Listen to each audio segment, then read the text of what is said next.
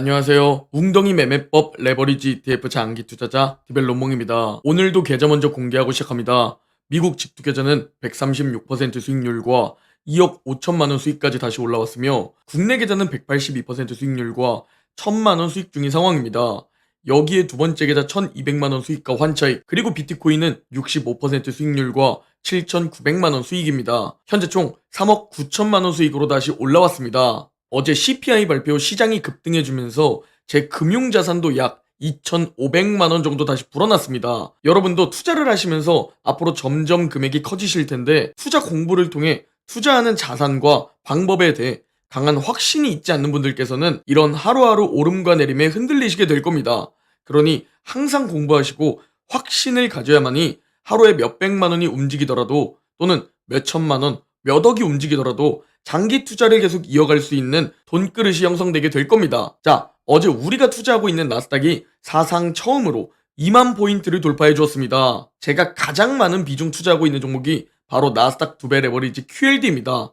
저는 빅테크를 보고 나스닥 투자 비중을 높였고 통찰력이 없기 때문에 나스닥의 새로운 어떤 기업이 제2의 엔비디아, 테슬라, 빅테크가 되지 않을까? 라는 생각으로 나스닥 2배 레버리지에 투자를 시작했었습니다. 그리고 결국 나스닥은 또 3만 포인트도 돌파할 것이고 지금의 2배, 그러니까 4만 포인트도 결국 또 돌파할 겁니다. 다만 언제 이걸 달성될지 모르고 그 과정에서 하락장이 분명히 찾아올 것이기 때문에 3만 포인트, 4만 포인트까지 가는 여정에서 결국 털려나가는 것은 우리 개미들일 겁니다.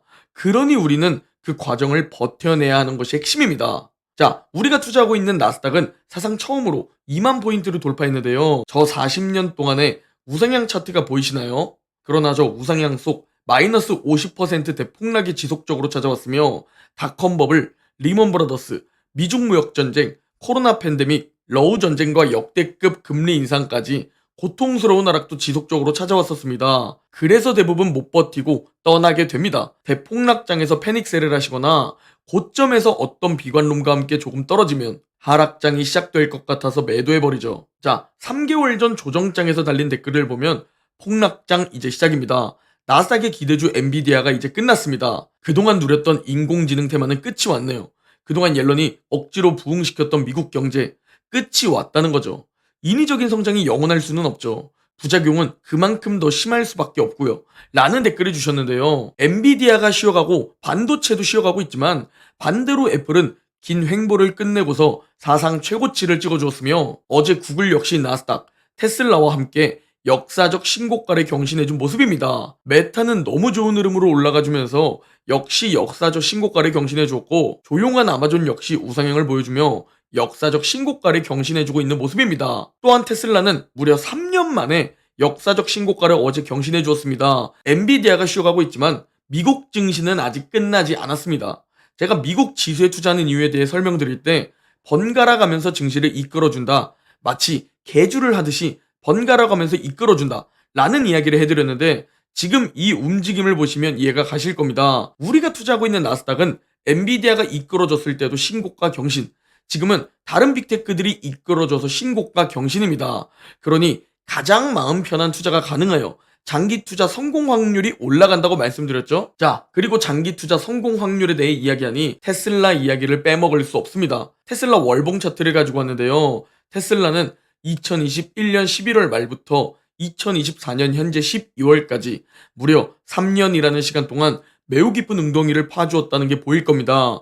이 구간 수많은 테슬라 유튜버 분들이 사라지셨습니다. 정말 버티기 쉽지 않으셨을 겁니다. 그리고 저 구간 매스컴에서는 테슬라 비관론만을 다루었죠. 저 역시 테슬라에 투자했다면 못 버티지 않았을까 라는 생각을 해보는데요. 여러분이 장기 투자로 자산을 불리기 위해서 정말 중요한 내용을 오늘 공유드릴까 합니다. 바로 테슬라를 예시로 살펴보면 테슬라는 2021년 11월부터 2024년 10월까지 무려 3년이라는 시간 동안 웅덩이였습니다. 즉 고통스럽고 지루한 인내의 시간을 보내왔다는 것을 볼 수 있습니다. 엔비디아, 비트코인, 미국 증시는 몇 배씩 오르고 계속 역사적 신고가라고 하는데 테슬라는 마이너스 60%에 머물러 있었죠. 그런데 이 3년이라는 고통스러운 웅덩이 기간과 다르게 수익을 맛볼 수 있는 급등 구간은 11월부터 12월까지 단 2달 만에 바로 100% 상승해버린다는 사실입니다. 즉 여러분이 투자로 돈을 벌기 위해 꼭 명심하셔야 할 한 가지는 매우 지루하고 고통스러운 저 3년, 저걸 버텨내야만 급등하는 구간을 만날 수 있다는 겁니다. 그래서 제가 웅덩이에서 종종 이런 이야기를 드리는 겁니다.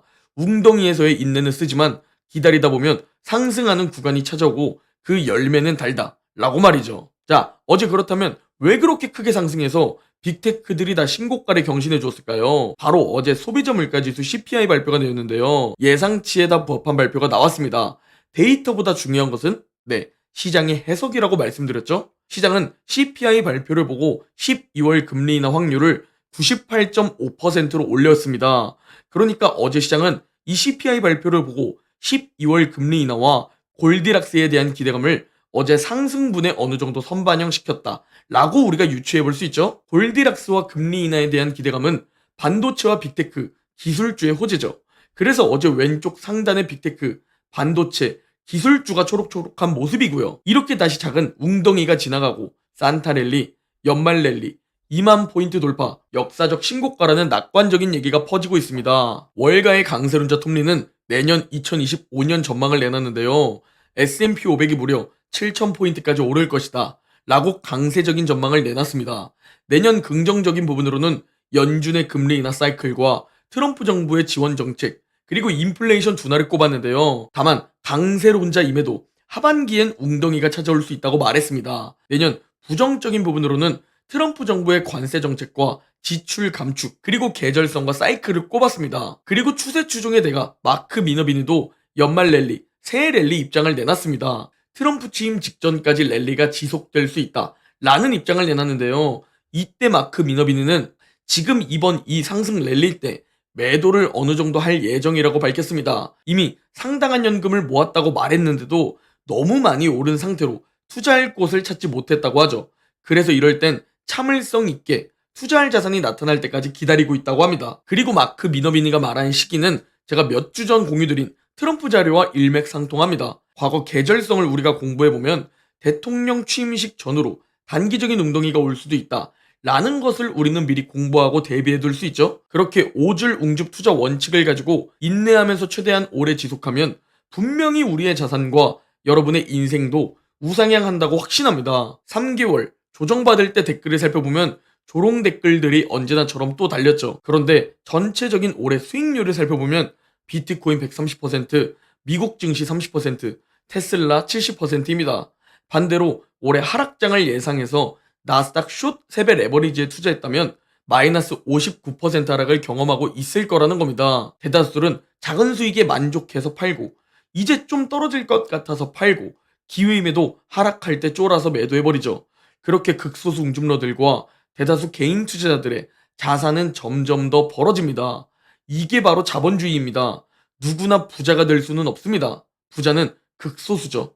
그럼에도 이 영상을 보는 여러분들만큼은 극소수로서 부자로 나아가셨으면 합니다. 저와 함께 최소 2030년까지 꼭 버텨보시죠. 오늘 영상은 여기까지입니다. 제 영상이 도움이 되셨다면 구독, 좋아요, 댓글, 알림 설정 부탁드립니다. 그럼 내일 영상에서 뵙겠습니다.